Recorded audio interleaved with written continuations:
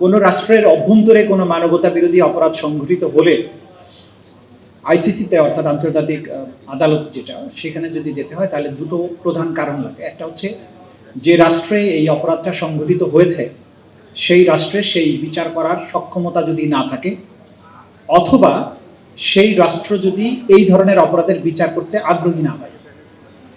এই দুটো শর্তের একটাও বাংলাদেশের জন্য প্রযোজ্য ছিল না।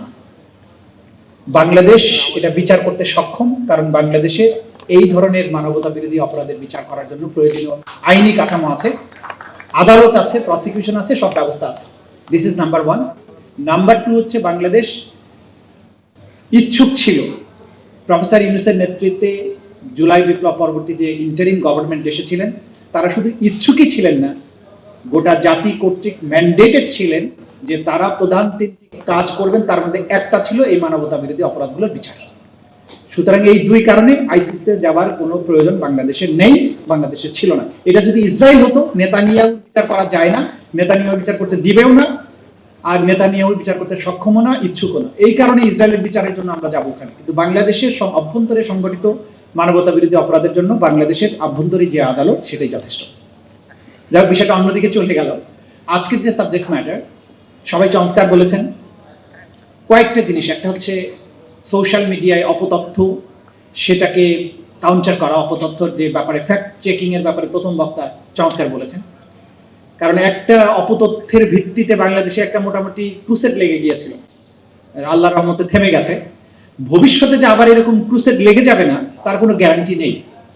সেই জায়গায় মত প্রকাশের স্বাধীনতা থাকতেই হবে, ঠিক আছে, কিন্তু অপতথ্যগুলো ফ্যাক্ট চেকিং এর মাধ্যমে কম্বাইন্ড একটা এফার্টের মাধ্যমে এটাকে কিভাবে কাউন্টার করা যায় সেটার ব্যাপারে একটা মেকানিজম থাকতে হবে। এবং এই ফ্যাক্ট চেকিং গুলো একটা সুসংবদ্ধ পদ্ধতিতে যদি হয় তাহলে সবচেয়ে ভালো হবে। তা না হলে একের পর এক ধরনের দুর্ঘটনা ঘটতে থাকবে।